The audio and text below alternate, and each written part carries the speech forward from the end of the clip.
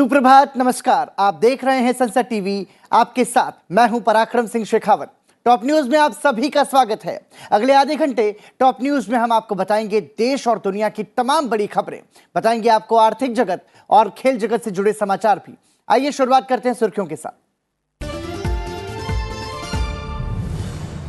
गत 9 वर्षों में भारत की प्रति व्यक्ति आय हुई दोगुनी। 2014-15 के 86,647 रुपए के मुकाबले आय पहुंची 1,72,000 रुपए।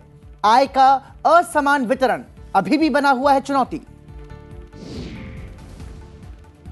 भारत ने जिनेवा में संयुक्त राष्ट्र भवन के सामने भारत विरोधी पोस्टर लगाने के मुद्दे पर जताया कड़ा विरोध। स्विस राजदूत किए गए तलब।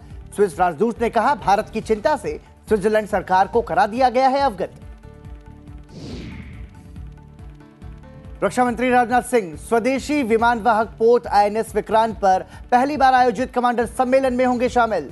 सम्मेलन के दौरान भारत की समुद्री सुरक्षा चुनौतियों की करेंगे व्यापक समीक्षा। भारत का रूस से कच्चे तेल का आयात फरवरी में बढ़कर रिकॉर्ड 16 लाख बैरल प्रतिदिन पहुंचा। सऊदी अरब और अमेरिका से कच्चे तेल का मासिक आधार पर आयात 16 और 38% कम हुआ। और भारत की टेनिस स्टार सानिया मिर्जा ने अपने खेल जीवन का आखिरी मैच हैदराबाद में खेला। हैदराबाद से ही की थी सानिया मिर्जा ने अपने टेनिस करियर की शुरुआत। और टॉप न्यूज में अब नजर डालते हैं खबरों पर विस्तार से। प्रधानमंत्री नरेंद्र मोदी आज सुबह करीब 10 बजे स्वास्थ्य और चिकित्सा अनुसंधान विषय पर एक वेबिनार को वीडियो कॉन्फ्रेंस के माध्यम से संबोधित करेंगे। इस वर्ष पेश केंद्रीय बजट में घोषित पहलों के प्रभावी कार्यान्वयन के लिए सुझाव आमंत्रित करने के प्रयोजन से केंद्र सरकार ने 12 वेबिनार का आयोजन की योजना बनाई है। आज की वेबिनार भी इसी सूची का हिस्सा है। इस वर्ष 2023-24 के बजट में केंद्र सरकार ने 7 क्षेत्रों को प्राथमिकता दी है, जो कि एक दूसरे के पूरक हैं। इन क्षेत्रों को अमृत काल का सप्तऋषि यानी पथ प्रदर्शक कहा गया है। वेबिनार में 3 सत्र होंगे, जिनमें स्वास्थ्य और औषध निर्माण क्षेत्र पर चर्चा होगी। इसके साथ ही वेबिनार में केंद्रीय मंत्रियों और सचिवों के अतिरिक्त राज्यों के स्वास्थ्य विभाग के अधिकारी और संबंधित विषयों के विशेषज्ञ भी शामिल होंगे। और बढ़ते हैं अगली खबर की ओर। पहला नौसेना कमांडर्स सम्मेलन 2023 आज से शुरू होने जा रहा है। इस सम्मेलन के माध्यम से नौसेना कमांडर सुरक्षा से जुड़े महत्वपूर्ण मुद्दों पर सरकार के वरिष्ठ अधिकारियों के साथ संस्थागत स्तर पर विचार विमर्श करेंगे। रक्षा मंत्री राजनाथ सिंह पहले दिन आईएनएस विक्रांत पर नौसेना कमांडर्स को संबोधित करेंगे। कमांडर्स सम्मेलन का पहला चरण पहली बार स्वदेश में निर्मित विमानवाहक पोत आईएनएस विक्रांत में समुद्र में आयोजित हो रहा है। इस हिंद महासागर क्षेत्र में चीन की बढ़ती उपस्थिति के बीच समुद्री क्षेत्र में भारत की प्राथमिकता के प्रतीक के रूप में इसे देखा जा रहा है। रक्षा मंत्री सम्मेलन के आज स्वदेशी विमानवाहक पोत पर नौसेना के कमांडर्स को संबोधित करेंगे। नौसेना प्रमुख एडमिरल एच हरि कुमार अन्य शीर्ष नौसेना कमांडर्स के साथ नौसेना द्वारा किए गए प्रमुख परिचालन, सामग्री, रसद, मानव संसाधन विकास, प्रशिक्षण और अन्य प्रशासनिक गतिविधियों की समीक्षा करेंगे। प्रमुख रक्षा अध्यक्ष जनरल अनिल चौहान, थल सेना प्रमुख जनरल मनोज पांडे और वायुसेना प्रमुख वीआर चौधरी भी सम्मेलन में शिरकत करेंगे। तो यह सम्मेलन आईएनएस विक्रांत में पहली बार समुद्र में आयोजित किया जा रहा है। इसके बाद अगली खबर की बात करें तो भारतीय नौसेना ने रविवार को अरब सागर में युद्धपोत से प्रक्षेपित किए जाने वाले ब्रह्मोस सुपरसोनिक मिसाइल के संस्करण का सफल परीक्षण किया है। इस मिसाइल को रक्षा अनुसंधान एवं विकास संगठन ने तैयार किया है। भारतीय नौसेना ने एक ट्वीट में कहा कि मिसाइल के सफल परीक्षण से आत्मनिर्भरता को बल मिलेगा। मिसाइल का परीक्षण मिसाइल विध्वंसक युद्धपोत कोलकाता से किया गया। स्वदेशी सिकर और बूस्टर के साथ पोत से प्रक्षेपित किए गए ब्रह्मोस मिसाइल ने अरब सागर में स्थित लक्ष्य पर सटीक निशाना लगाया, जिससे रक्षा क्षेत्र में आत्मनिर्भरता के प्रति देश की प्रतिबद्धता मजबूत हुई है।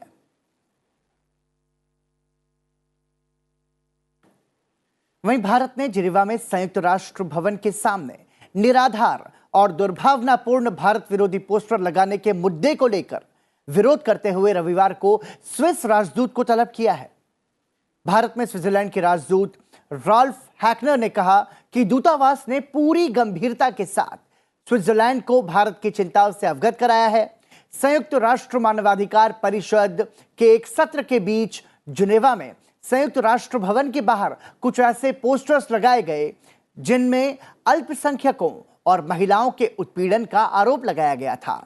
राजदूत ने कहा कि ये पोस्टर किसी भी तरह के दावों का समर्थन नहीं करते हैं और न ही स्विस सरकार के पक्ष को दर्शाते हैं। दो प्रमुख क्षेत्रीय दलों यूनाइटेड डेमोक्रेटिक पार्टी यानी कि यूडीपी और पीपुल्स डेमोक्रेटिक फ्रंट यानी कि पीडीएफ ने रविवार को एनपीपी के नेतृत्व वाले गठबंधन को अपना समर्थन दे दिया, जिससे कॉनराड संगमा के नेतृत्व वाले गठबंधन का समर्थन करने वाले विधायकों की संख्या बढ़कर अब 45 हो गई है। दो निर्दलीय विधायकों के अलावा दो विधायकों के साथ भाजपा और एचएसपीडीपी ने पहले ही एनपीपी को अपना समर्थन पत्र सौंप दिया है। नवनिर्वाचित विधायकों के शपथ ग्रहण समारोह और अध्यक्ष के चुनाव के लिए मेघालय विधानसभा का विशेष सत्र बुलाया गया है। वहीं असम के मुख्यमंत्री हेमंत बिस्व शर्मा त्रिपुरा और नागालैंड में सरकार गठन पर चर्चा करने के लिए रविवार को केंद्रीय गृह मंत्री अमित शाह के आधिकारिक आवास पर पहुंचे।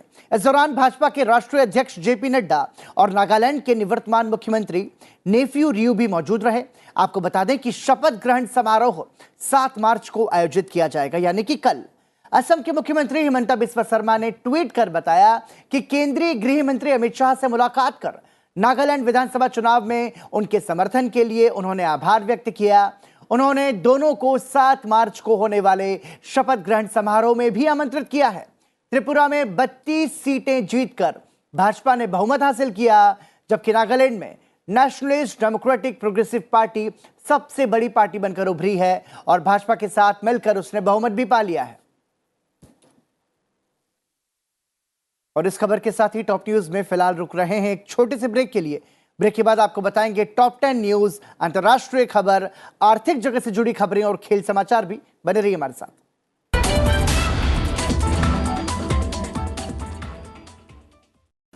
होली के रंग शक्ति के साथ तो जाने कैसी पसंद रखती हूँ, हसरतें दिल में चंद रखती हूँ और लोग हैं इसलिए खफा मुझसे, मैं इरादे बुलंद रखती। क्या हुआ?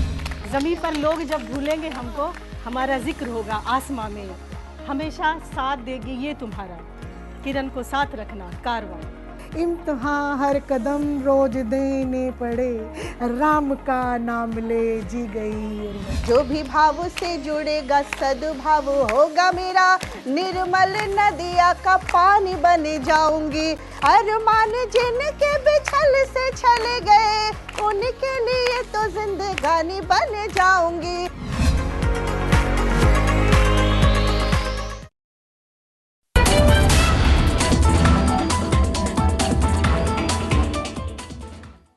ब्रेक के बाद एक बार फिर आपका स्वागत और अंतर्राष्ट्रीय खबरों से पहले टॉप न्यूज में नजर डालते हैं टॉप 10 हेडलाइंस पर। प्रधानमंत्री नरेंद्र मोदी ने मध्य प्रदेश के बुरहानपुर जिले में के खड़की गांव के स्वयं सहायता समूह की महिलाओं द्वारा हर घर में नल से पेयजल आपूर्ति सुनिश्चित करने के प्रयासों की सराहना की है।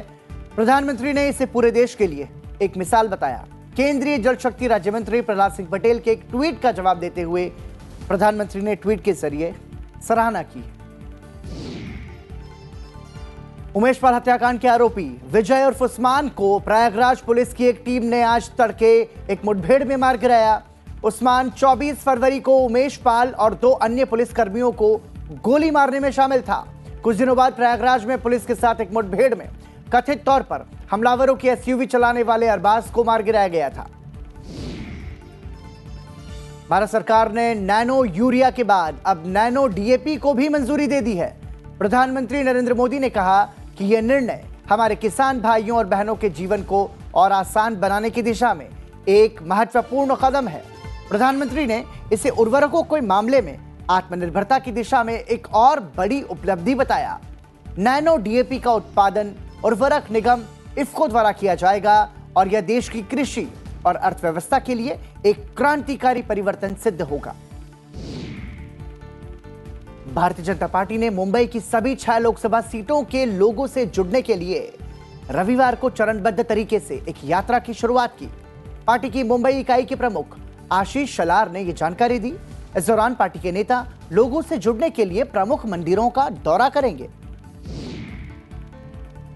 जम्मू कश्मीर के कटरा में त्रिकुटा पहाड़ियों पर श्री माता वैष्णो देवी मंदिर में इस वर्ष अभी तक लगभग 10 लाख श्रद्धालुओं ने दर्शन और पूजा अर्चना के लिए अपनी अर्जी लगाई और वहां पहुंचे हैं। प्रतिदिन 15 से 20 हजार श्रद्धालु कटरा बेस कैंप में पहुंचते हैं। तीर्थ स्थल बोर्ड के अधिकारियों ने बताया कि प्राकृतिक गुफा मकर संक्रांति पर्व पर तीर्थ यात्रियों के लिए खोली गई थी और होली के बाद इसे बंद कर दिया जाएगा। दिल्ली के इंदिरा गांधी राष्ट्रीय कला केंद्र में अंतर्राष्ट्रीय महिला दिवस के उपलक्ष्य में एक विशेष कार्यक्रम आयोजित किया गया। कार्यक्रम में महिला उत्थान के विषय पर परिचर्चा का आयोजन हुआ। कार्यक्रम में खेल और युवा मामले मंत्रालय की सचिव सुजाता चतुर्वेदी, ऑस्ट्रेलिया की पूर्व सांसद लीजा सिंह, आईजीएनसी के सचिव डॉक्टर सच्चिदानंद जोशी विशेष रूप से उपस्थित थे। कार्यक्रम की शुरुआत द इंडियन फ्यूचर्स की अध्यक्ष भावना दाभाड़े के स्वागत भाषण से हुई। परिचर्चा के बाद इस मौके पर रंगारंग सांस्कृतिक कार्यक्रम भी आयोजित किए गए। मध्य प्रदेश सरकार ने रविवार को लाडली बहना स्कीम की शुरुआत की। इसका उद्देश्य महिलाओं को आर्थिक रूप से आत्मनिर्भर बनाना है। इस स्कीम के तहत प्रत्येक महिला को प्रति माह 1000 रुपए दिए जाएंगे। मुख्यमंत्री शिवराज सिंह चौहान ने राजधानी भोपाल में इस स्कीम की शुरुआत की। उत्तर प्रदेश सरकार ने इलेक्ट्रिक वाहनों के खरीदारों के लिए राज्य में रोड टैक्स और पंजीकरण शुल्क में छूट की घोषणा की। इसके तहत छूट की अवधि 13 अक्टूबर 2025 तक के लिए बढ़ा दी गई है। अधिसूचना के अनुसार उत्तर प्रदेश में बेचे गए और पंजीकृत कराए गए वाहनों पर कोई कर नहीं लगाया जाएगा और यह सुविधा सभी दोपहिया, तिपहिया, चौपहिया, strong hybrid, plug in hybrid, battery चालित और ईंधन सेल चालित इलेक्ट्रिक वाहनों के लिए उपलब्ध होगी।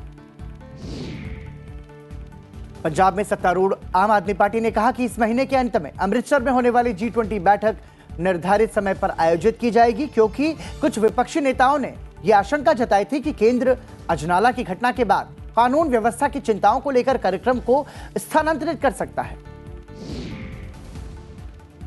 और नई दिल्ली में चल रहा 31वां विश्व पुस्तक मेला रविवार को संपन्न हुआ। इस दौरान आजादी का अमृत महोत्सव विषय पर केंद्रित कई साहित्यिक और सांस्कृतिक क्रियाकलाप मेले का हिस्सा रहे। इसमें 2000 से अधिक स्टॉल्स लगाए गए थे और 1000 से ज्यादा पुस्तक प्रकाशकों ने मेले में भाग लिया। इस वर्ष फ्रांस मेले में अतिथि देश था। नई दिल्ली विश्व पुस्तक मेले के साथ G20 थीम को भी एकीकृत किया गया था। G20 देशों के विभिन्न प्रकार की पुस्तकों को प्रदर्शित करने के लिए G20 को समर्पित एक विशेष पेविलियन भी मेले का हिस्सा था। और टॉप 10 हेडलाइंस के बाद आइए टॉप न्यूज में अब नजर डालते हैं अंतर्राष्ट्रीय खबरों पर। ब्रिटिश प्रधानमंत्री ऋषि सुनक ने छोटी नावों में अवैध रूप से आने वालों से प्रवासियों से निपटने के लिए एक कानून के साथ अवैध प्रवासन पर रोक लगाने की घोषणा की है। ब्रिटिश भारतीय नेता ने इस साल के लिए अपनी शीर्ष प्राथमिकताओं में पड़ोसी देश फ्रांस के साथ ब्रिटेन की समुद्री सीमा के बीच इस अवैध मार्ग पर नकेल कसने को रखा था। भारतीय मूल की गृह सचिव सुएला ब्रेवरमैन के साथ सुनक के नेतृत्व वाली सरकार अब इस मुद्दे को हल करने के लिए अगले हफ्ते संसद में कानून पेश करने की योजना बना रही है। ऋषि सुनक ने एक अंग्रेजी अखबार को दिए इंटरव्यू में कहा कि कोई गलती ना करें, अगर आप यहां अवैध रूप से आए हैं तो आप यहां नहीं रह पाएंगे।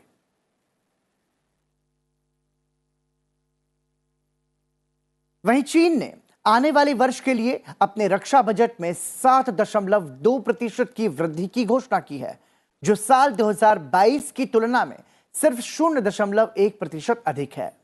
यह लगातार 8वां वर्ष है जब चीन ने सिंगल डिजिट में अपने रक्षा बजट में वृद्धि की है।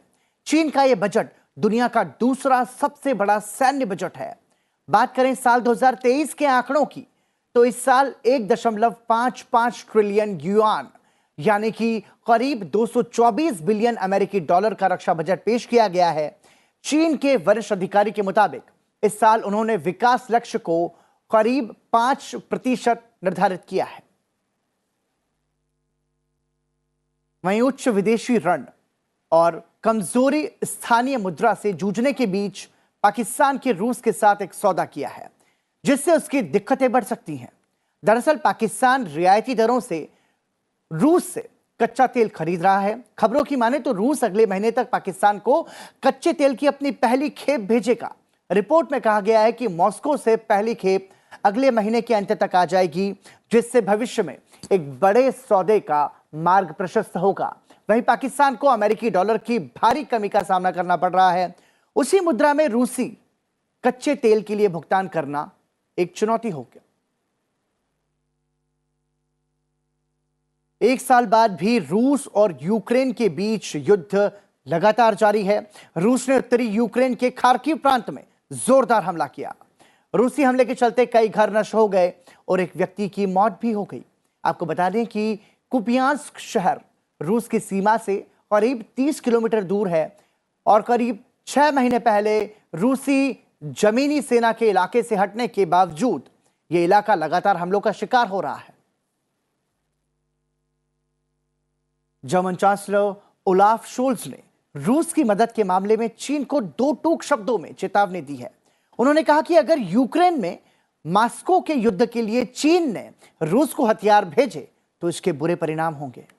हालांकि वो इस बात को लेकर काफी आशावादी हैं कि बीजिंग ऐसा करने से परहेज करेगा। बता दें कि जर्मन चांसलर ने वॉशिंगटन में अमेरिकी राष्ट्रपति जो बाइडेन से मुलाकात के 2 दिन बाद ये टिप्पणी दी है। अपनी यात्रा से पहले शोल्ज ने बीजिंग से आग्रह किया था कि वो चीन को हथियार भेजने से परहेज करे और वो रूस पर यूक्रेन से अपने सैनिकों को वापस लेने के लिए दबाव डालने के लिए अपने प्रभाव का इस्तेमाल भी करे। वहीं बढ़ते हैं अगली खबर की ओर। अमेरिका में जॉर्जिया के डगलस काउंटी में एक हाउस पार्टी के दौरान 2 गुटों के बीच हिंसक झड़प हो गई। इस पार्टी में 100 से ज्यादा नाबालिग शामिल होने पहुंचे थे। गोलीबारी में 2 बच्चों की मौत हो गई जबकि 6 अन्य घायल हो गए। पुलिस अधिकारियों के मुताबिक यह घटना अटलांटा से करीब 20 मील पश्चिम में डगलस विले शहर में हुई है। फिलहाल पुलिस मामले की जांच में जुटी हुई है। और अंतर्राष्ट्रीय खबरों के बाद आइए अपना नजर डालते हैं आर्थिक जगत से जुड़ी बड़ी खबरों पर बिजनेस बस के जरिए।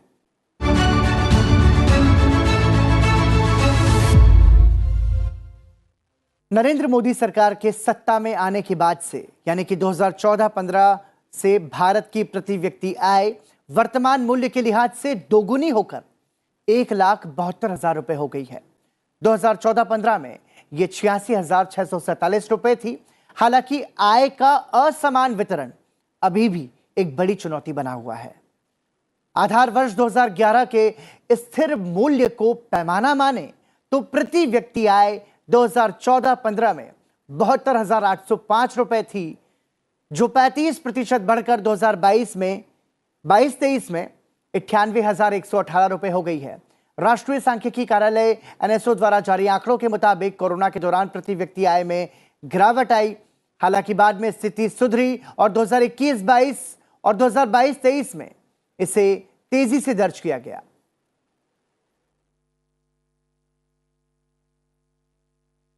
और आपको बता दें कि भारत का रूस से कच्चे तेल का आयात फरवरी में बढ़कर रिकॉर्ड 16 लाख बैरल प्रतिदिन हो गया है, जो उसके परंपरागत आपूर्तिकर्ताओं इराक एवं सऊदी अरब के संयुक्त तेल आयात से भी ज्यादा है। तेल के आयात निर्यात पर नजर रखने वाली संस्था वोटेक्सा ने बताया कि भारत जितनी मात्रा में तेल आयात करता है उसकी 1/3 से अधिक आपूर्ति अकेले रूस ने ही की है और वह लगातार 5वें महीने भारत को कच्चे तेल का इकलौता सबसे बड़ा आपूर्तिकर्ता बना हुआ है। रूस और यूक्रेन के बीच फरवरी 2022 में युद्ध शुरू होने से पहले तक भारत के तेल आयात में रूस की हिस्सेदारी 1% से कम होती थी, लेकिन पिछले महीने फरवरी में यह 35% बढ़कर 16.20 लाख प्रति बैरल हो गई। रूस से भारत का आयात बढ़ने का आसार सऊदी अरब और अमेरिका से होने वाले तेल आयात पर पड़ा है। सऊदी अरब से आयात किए जाने वाले तेल मासिक आधार पर 16% घट गया, जबकि अमेरिका से होने वाले तेल आयात में 38% की कमी आई है। वहीं भारतीय रिजर्व बैंक ने सोमवार को sovereign gold bond scheme 2022-23 series 3 का सब्सक्रिप्शन शुरू कर दिया है, जो 5 दिनों के लिए खुला रहेगा। सॉवरेन गोल्ड बॉन्ड का इशू प्राइस 9,999 शुद्ध सोने की कीमत के आधार पर तय किया होता है। इस बार नई किस्त का इशू प्राइस 5,409 रुपए प्रति ग्राम रखा गया है। आरबीआई की ओर से जारी बयान में बताया गया कि sovereign gold bond scheme 2022-23 series 3 के लिए सब्सक्रिप्शन अवधि 19 से 23 दिसंबर 2022 तक रहेगी, जबकि इसके जारी होने के बाद इसकी तिथि 27 दिसंबर रहेगी। जो लोग सोना खरीदना चाहते हैं, उसमें निवेश करना चाहते हैं, उनके लिए एक बार फिर सॉवरेन गोल्ड बॉन्ड स्कीम बहुत महत्वपूर्ण है, क्योंकि इसमें आप न केवल एक तरीके से सस्ता सोना खरीद सकते हैं, इसके साथ ही सोने के लिए आप अपने बजट के बराबर पैसा लगाकर शानदार मुनाफा भी हासिल कर सकते हैं। और अब बात खेल जगत से आने वाली बड़ी खबरों की।